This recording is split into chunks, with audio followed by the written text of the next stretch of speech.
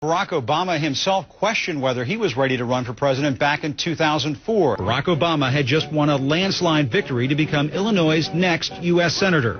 At the time, he ruled out running on a national ticket in 2008, suggesting back then he lacked experience. So why have you ruled that out, running nationally? You know, I am a believer in knowing what you're doing when you apply for a job. And I think that if I were to seriously consider running on a national ticket, I would essentially have to start now before having served a day in the Senate.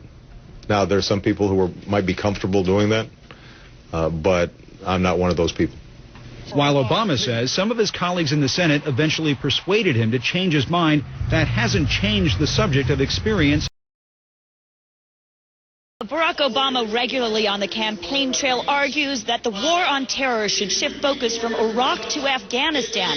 Well, today the Clinton campaign is charging that Barack Obama has done, in their words, next to nothing to help oversee the fight in Afghanistan, even though he holds an important position on the Senate Foreign Relations Committee. It wasn't just a speech. It's a pointed charge. But I also have heard Senator Obama refer continually to Afghanistan. He's held not one substantive hearing to do oversight, to figure out what we can do to actually have a stronger presence with NATO in Afghanistan. His explanation? I became chairman of this committee at the beginning of this campaign, at the beginning of 2007. So it is true that we haven't had oversight hearings on Afghanistan. 13 months ago, Senator Obama became chairman of a Senate subcommittee that allows him to hold hearings on what he considers a top foreign policy concern, Afghanistan. Al-Qaeda in Afghanistan is stronger now than at any time since 2001. But he didn't.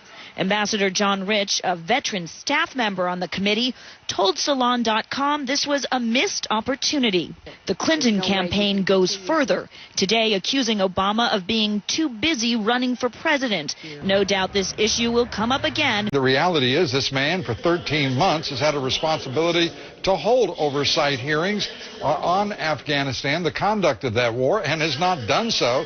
And for the national media to watch as he waves a wand and says, well, it's been inconvenient because he took that chairmanship at the outset of his campaign.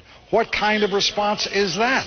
These folks are shrugging and saying it's a tough job running for president and it's hard to hold down both jobs at once. That's their answer, Lou. I'm just telling you the facts. It's an even tougher job, if I may observe, Jessica, to put on the uniform of this country and go into battle in Afghanistan and Iraq, and for our national leaders to say they're too busy campaigning to hold oversight on the conduct of the war in Afghanistan or Iraq. I would begin a phased withdrawal. What we've talked about is a very deliberate and prudent approach to the withdrawal. 1 to 2 brigades per month. At that pace, it would take about 16 months.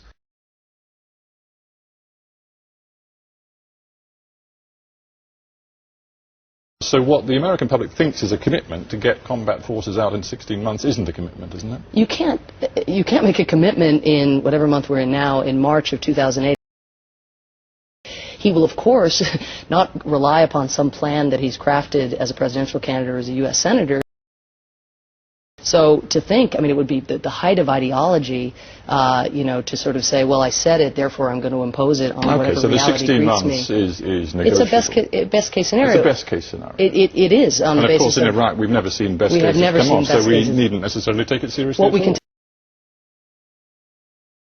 Will you as president say, we are out of NAFTA in 6 months? I have said that I will renegotiate NAFTA, so obviously you'd have to say to Canada and Mexico that that's exactly what we're going to do. And I think actually Senator Clinton's answer on this one is right.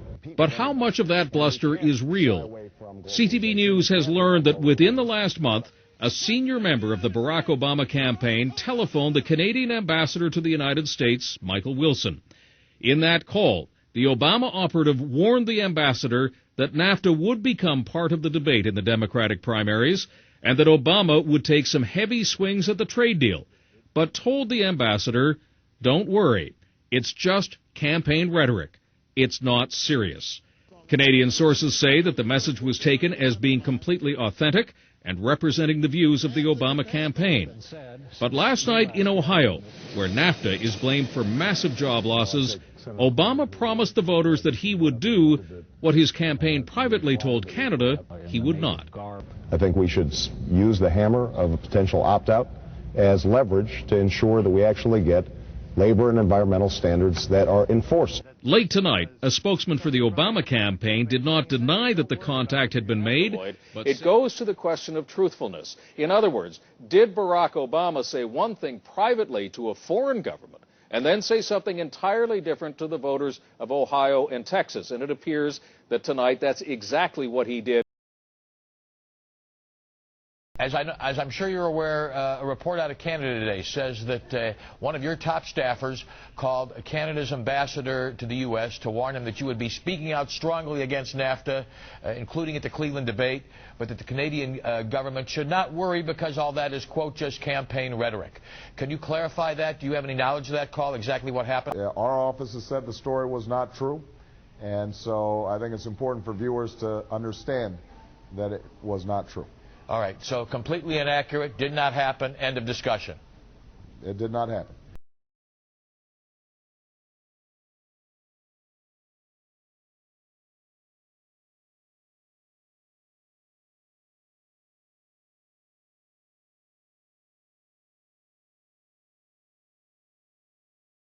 You hear one thing in speeches, and then you see a campaign that has the worst kind of tactics. So shame on you, Barack Obama. It is time you ran a campaign consistent with your messages in public.